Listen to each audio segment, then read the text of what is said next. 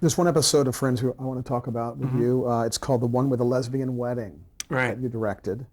What was that experience like? Did that feel controversial, the subject matter? It's interesting. I don't remember it feeling controversial. I remember it feeling like it took us a long time to do it.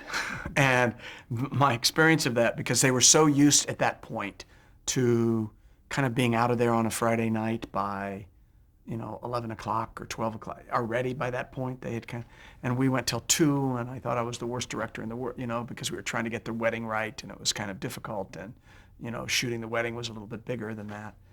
But I think I was unaware of that there was any sort of context of this, being an important half hour of television, or at least a subject matter that, it just seems so ordinary and right to me. Um, and I don't even remember Martin Day, having this heightened feel. I remember the audience being there, being so excited and think it was great, and really seeing it as Schwimmer's episode. In other words, this woman who, I mean, again, that's what the episode was about, as opposed to something as pivotal as Ellen when she came out, which was that's all it was about. This was about, my God, this woman I was with is now a lesbian, and that was the comic element of it, rather than our two main characters having a gay wedding. So I think because it was sort of disguised, it had less of that controversy around it. How did Tracy Takes On come to you? Uh, I'm not quite sure how my relationship with how I got involved. I'm sure it was through my agent or my lawyer. Stan Coleman is her lawyer, and so my work was sort of out there. And Tracy uh, and her husband Alan McEwen, who were doing the show, had a meeting with me with this idea of the show. I remember the meeting. I remember it was really great. She had this concept that every week they would be different short films, and this is how we would do it. And we would have thematic, and she would get her friend Jerry Belson and these great people to write this, and she would write these things, and um, kind of felt really free and liberating. And I remember there was a couple of other things going on, but I had this great meeting with her, and I think it was good for her too. And so we just decided, more than just direct it, I'll come in and I'll produce these too, and we'll figure out how to make these shows. And then got very committed to that series. And again, a little bit like It's Gary Shandling for me, it was one of those rarefied comic airs, uh, air, not airs, eras, that you were breathing the really good fumes. The guys in the room, the other that writing staff. I mean, the small, like writing assistant was Genji Cohen, who's Weeds right now. It was just an incredibly. But then that's where I met Jerry Belson, and Jerry would just come in 3 days a week and say the funniest things you could possibly imagine and have these great concepts, and they were very open to shooting these little movies.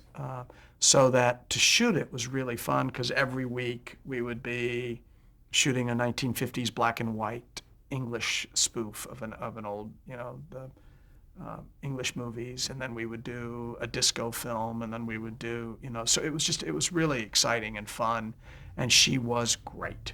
We're still very close and good friends, but she was amazing to work with and amazing to watch how she did it. What she would do is, therefore it became contingent as a filmmaker, the crew was as important as her fellow cast members, not even in question. I remember when I was having to sort of decide who the script supervisor was and who the camera person was, they had to be people who could play with her, who could feel comfortable enough in the environment. Because what she would do as an actress is once she got into that character, because she'd have to go to them so fast, and because they were so realized, they weren't sketches. They were fully realized human beings. They might look a little silly, but completely realized human beings. She was just that person on the set. So I had to deal with her going, when she was the anti-Semitic makeup lady, she's, hey, Jew boy, come here. Come here, Jew boy, come here. And she would, it was a African-American assistant camera guy who a couple of times she used the N-word. But she was being the character, and you were always laughing. There was this really beautiful woman who was in the camera department who, when she was playing the Middle Eastern male taxi cab driver who was just sexually obsessed. She would constantly go after this girl. She would just be, I mean, literally human relations could have gotten her on this. But you knew it was in the context of she's just doing improvs, completely doing these improvs, which allowed her when we were rolling, she's not now going, okay, I'm Tracy, and now I go, that I can kind of live this woman for a while. And it was so much fun to do, and you were laughing all the time, and it was just a really fun experience. Was this the first series that you actually took on a role of a Yeah. producer? It was the first thing that I really committed to stay with for a while. Yeah. Did you regret that, or did you No, find I it to loved be... it. I loved it. I loved it. It was hard when I had to hire other directors, and sort of it was the first time watching another director shoot stuff that I was involved with. So it was the beginning of a learning curve that hopefully I've gotten better at now. But it's the first time. But the truth of it is, I think I'd acted in that capacity before. I just wasn't given the credit. I think it's a natural tendency for me in an environment to sort of take on a producerial or leadership capacity, which I always thought was the definition of a director, but in television, that's not always true. So I didn't know how to kind of, okay, well, they told me to do it this way. It's language I didn't quite know. So it was a kind of an easy evolution for me to sort of do that. It felt right that I was finally getting credit for it and being paid to do that. So it didn't feel like, oh my gosh, I have this responsibility that I've never had. And I love the idea of helping in the creation of it, which is what sort of doing pilots had been. So I just thought, rather than just do the pilot, let me stay with it a little bit. And since this was a unique creature, which was what I was going to do on on the Larry Sanders Show. I had set up the Sanders Show. I was brought in. I came up with the production design, how to shoot it. Peter Smokler, who was my DP, that I had worked with on sport, on Spin. I mean, we had worked together before on Sessions, a really interesting HBO show that I did with Billy Crystal. And then later Peter became the DP on Sports Night. But that was the first show that I was going to stay on as a show, the Larry Sanders Show. And then I got Axe Murderer right before it started. And that I might have regretted that decision. Probably not in the long run, because what I learned from the difficult experience of Axe Murderer probably helped me be a better director than what I would have learned working with Gary for that period of time. Well, so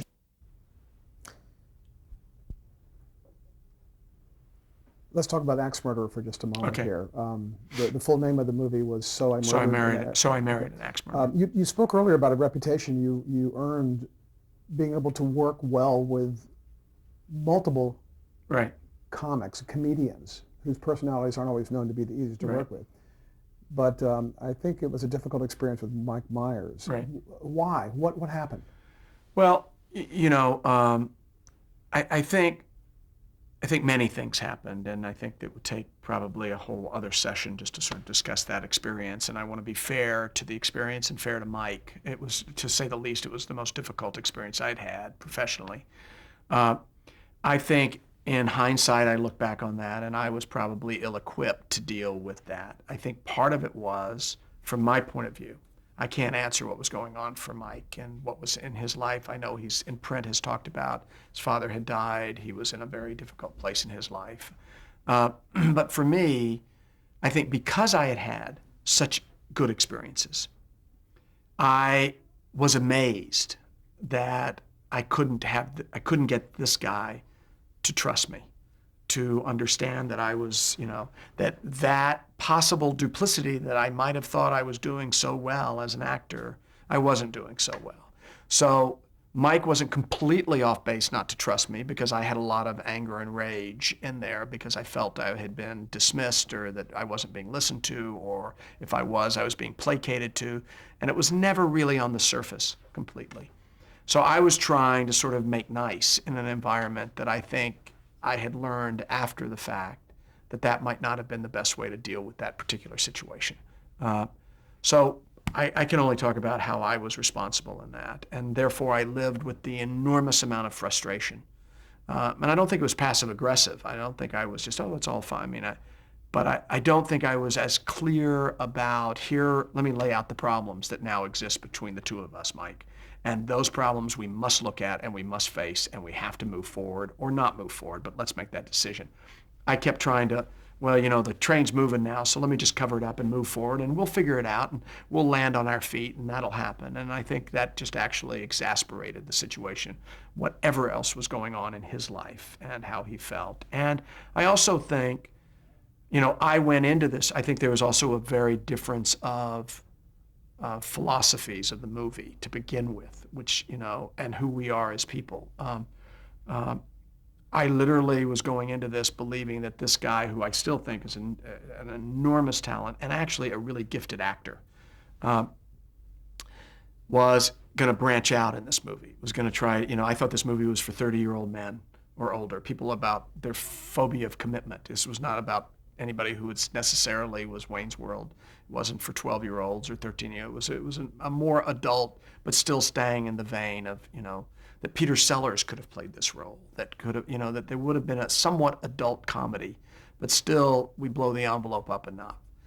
I think once he became the Scottish Father, and once that process started working, and once he became much less secure about the film I was trying to make, the tendency to sort of want to go back to his audience and the tendency for me to push this to be a more mature film just was in absolute direct conflict with one another. So, the perception, therefore, that I would kill all of his comedic instincts, he wasn't completely off base about that. I might not have been the best director at that moment to have sort of pulled that off. As it turned out, what I meant by it was that experience sort of made me go, you can't just rely on, your good deeds and your bad acting to sort of get somebody to believe in you. If that's really not working, stand up, be confrontational, let people know that this is what's going on and this is what I need and what do you need, and let's see if we can work this out. And that conflict could inspire something even better. And I think that's been a much more comfortable approach for me since that point, with still believing that I can find harmony, and that's what I need. So that's part of what it is that I'm trying to express. A couple of things I want to cover very briefly before we move on to Sports Okay. Night. If you could just make a brief comment. One is directing the pilot of Spin City and working Right. with Michael J. Fox. It was a great experience. The experience that I remember most about that was really Gary Goldberg and convincing Gary to try to shoot a half-hour traditional comedy sitcom in a little different manner, which would mean that he couldn't necessarily go in later and recut and cut to the joke, and that would have a little bit more of a cinematic feel to it, which he was looking for, which Michael was very excited about, which there was a blend because Michael wanted to grow a little bit, now, this huge star.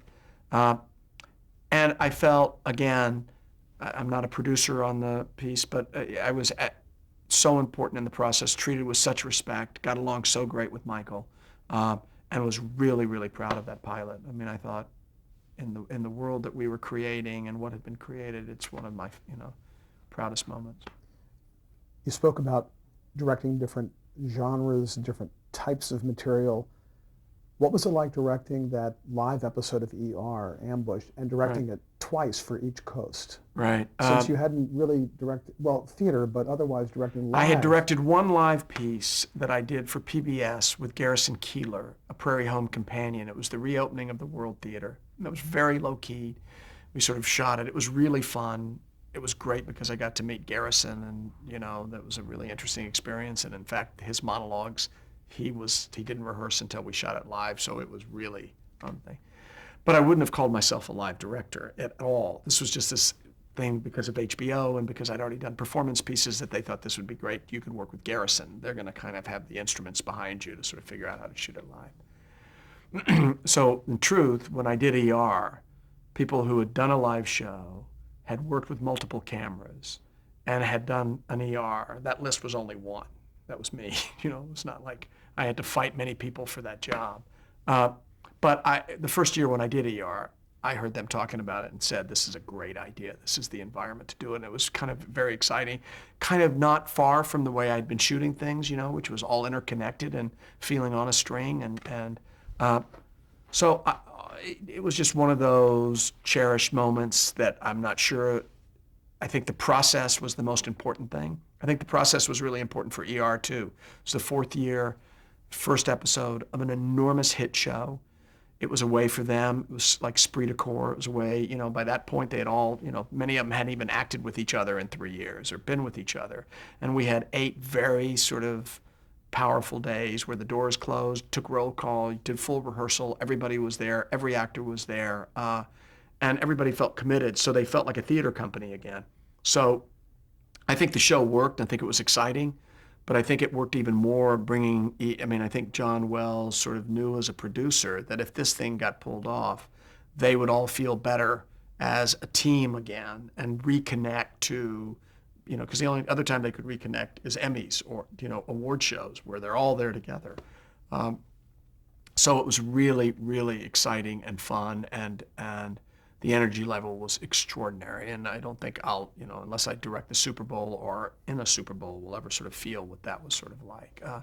And doing it 2 times felt very natural. We didn't decide to do it 2 times till 4 days before we did it. But it felt ridiculous that we were doing all of this work to do it live. It was only going to work live, only be exciting to watch live.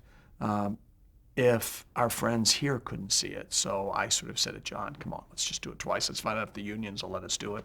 And I remember going to the actors and sort of going, all right, here's the good news, it's going great. Here's the bad news, it's going great, and you're going to have to do it twice. And after we did it the first time, they were so excited about getting to do it again. And in fact, after they did it the second time, the sort of mantra was, let's do it for Hawaii now. Let's do it, they just wanted to keep doing it. So.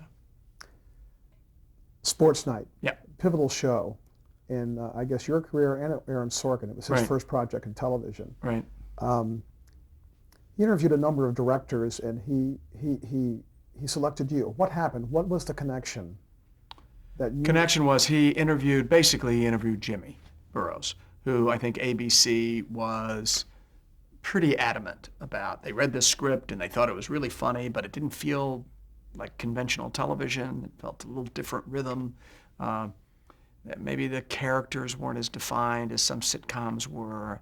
And so they kind of, it was Imagine and Lloyd Braun, and they had kind of sort of, I think, I don't know this for sure, but I think ABC, it was very clear that ABC was going, we'll do this project, have Aaron meet Jimmy. So Aaron met with Jimmy, and as I understand it went, Jimmy was great and smart and brilliant and said all the things that Jimmy says, but all the things that I don't think necessarily Aaron wanted to hear, which is, here's how we can make this show a little bit more available. I think that the 2 sportscasters, I think one maybe should be an ex-jock, one should be there. I think there needs to be more definition of who those 2 people are. I think that maybe there's some of the stuff that, just sort of trying to give him, places where we could land this a little bit better. So I had read Sports Night and I had read West Wing on the same night, and I had just sort of said to my agents, get me a meeting with this guy. I sort of knew who Aaron Sorkin was. I kind of was aware, but I had read both these scripts, just went, I don't know how I'm going to get involved, but I need to get involved in this. So I was a meeting Imagine about something else, and Aaron was there, and they had sort of gone, oh, let's set up a meeting between you and Aaron too. So I came in, and we're starting to talk about Sports Night, and then he says, what would you do to sort of make this a little bit more conventional? How would you shoot the show? And I said, I wouldn't do anything. I'd shoot the show exactly as written. And in fact, here's how to shoot the show. And I then laid out how we ended up shooting the show the second year. I said, I wouldn't do this with an audience. I would do this with the fluidity that is kind of written here. I'd move this thing around. I think that we can. I honestly don't think it should have a laugh track, but if we have to have a laugh track, I understand. But I don't think we should be doing this for 250 people because it feels conversational. It feels like people are talking to one another, not to an audience. No one's landing a big joke. If you land on the joke, it won't seem as funny as traditional sitcoms, so you want to feel the world more than the joke. And this was about a divorced father. This was about the power of sport. The pilot of this. So I just felt like none of the classic rhythms would only destroy what you've got here, not enhance it. And I think I walked out of the room and Aaron basically went, look, if that guy doesn't direct the show, I'm not doing it. He gets it. He knows what the show should be, and I really feel more comfortable. So whatever happened behind doors, I have no idea, but then I was lucky enough to get to go ahead and direct the pilot, and that created our relationship. We ended up not shooting the pilot. the way I would have wanted to. There was still an audience for some of the scenes. I do remember the first run through that we had, for the opening piece, which was all steady cam and movement, and poor Jamie Tarsis and all of her minion who had their books where they're usually sitting there. Okay, now we'll do a run through. And they would sit there and they'd mark the script during the run through. This was a run through where they had to stand behind me, and, after 35 seconds, they realized they'll never get to look at their book because they're running. So they went, ooh, this is kind of a different creature here. But it was designed that way from the very beginning, and we kind of, came up with this way of shooting this show, which was not far from how we had set up Larry Sanders, which is, it was a multi-camera. I mean, in the history of television, what I had learned was half-hour television shows were all about the design of the reason they were, because they used to be single camera. I mean, it was, Gilligan's Island was single camera, Andy and Mayberry was single camera. They used multiple cameras to shoot the show, but they had to shoot the show in either 2 days or 3 days. The whole economics of half-hour television was about one crew could do 2 shows. So I realized when I was designing Sports Night that the goal was, forget if one day I had this Machiavellian feeling of I'm going to get rid of the audience. I still had to figure out a way to do the show in 3 days with a crew. And could I do the show in 3 days with a crew and shoot it and still have this feeling? So how can we design this whole thing? Because then that crew could go do Drew Carey, which is exactly what happened. They did Drew Carey Monday and Tuesday. They did us Wednesday, Thursday, and Friday. So I could have Peter Smokler for that period of time. So that worked for the economics of half-hour television. And then we designed a set that was specific so that there were lots of doorways, so cameras could sneak into those doorways. So you were in the scenes. You never felt it was proscenium. But many times it's multiple camera. It was a hybrid that I still don't think has been completely repeated. I mean, the truth of it is the hybrid is repeated some European films, where you use multiple cameras. You use multiple cameras all the time. It's just not in a proscenium fashion. And that was the biggest thing. So if you did a long Steadicam sequence, you would be able to land in a certain way that then 2 other guys could roll in really quickly and start picking up the coverage. So you could get a lot of the show done. And in doing it that way, it's still, more than West Wing, more than Studio 60, was the most fun show to do because you had 2 days that was just rehearsal. It's everything that Quarantine was in this hour television show that I did that I was able to shut down. If I could still figure out a way to do Studio 60 or West Wing when we were doing it, to shut down for a few days to rehearse because actors love to do it. This was, we'd get a script over the weekend. I'd break it down. I'd work all weekend. On Monday morning, we'd do a read through, pretty much because Aaron Sorkin was writing this. There wasn't many rewrites. And then for 2 days, we rehearsed a play. We put the whole thing on its feet. So at the end of the second day, Aaron would see the whole thing if we needed any changes, or I'd be giving him notes through the process that we need this, this, and this. And then we'd bring camera crew in, and we would just start laying out the show and shooting it. And we could do it in 3 days. And eventually eliminated most of the audience, and ended up by the end of the first year shooting the show exactly the way that I had sort of said, let's shoot the show that way from the beginning. Was that a fight with the network, or did it just become obvious that was the way to do it? Well, it was a fight at the beginning with the network, and one in which I wouldn't lose now, but at that time in my career, I remember Lloyd specifically saying, let's just do it this way now. Let's just get it, picked up. And once we get it picked up, then we can change it and do with it what we need to sort of do. And that was, I'm sorry, it was not Lloyd Brown. I keep saying Lloyd Brown. It's Tony Krantz. I'm so sorry. Lloyd was at Touchstone.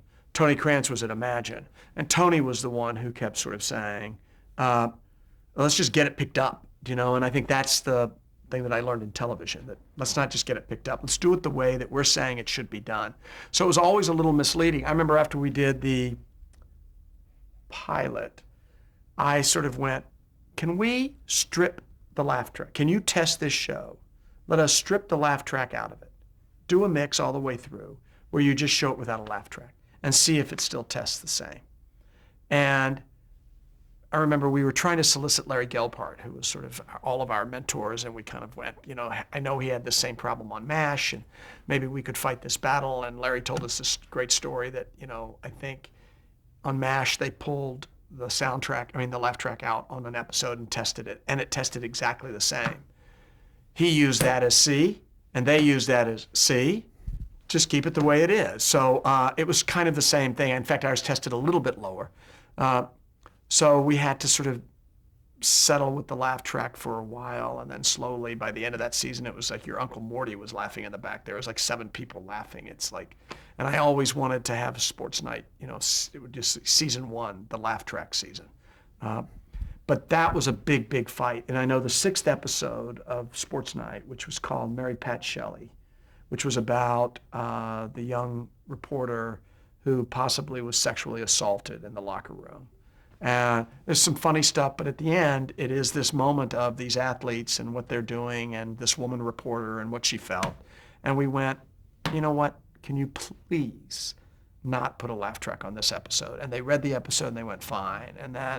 But then they were sort of, yeah, but now don't think that that's the rule. So it took a while to sort of get there. And by the 2nd year, it was gone completely. Were Ron Howard and Brian Grazer involved really at all? No. I mean, they were, hey, it's great, but I think they were, at that point, the television business was not a high priority at Imagine. And I always said I wasn't sure in the 3rd year that Brian knew that we weren't on anymore. But the first season they came around a couple of times, and Ron I had known, so he was always very, very supportive. But they were not. Tony Krantz was hands-on in it. He was running the television business there, and he was very, very, involved in it. The awards started coming hot and heavy around the time of Sports Night. In fact, you won your first Emmy, I think, on Tracy Takes On. Is that correct? As a producer on Tracy Takes On, yes. What was that experience like the very first time you got an Emmy as a producer, even? Well, as a producer, it was exciting, but I was in there.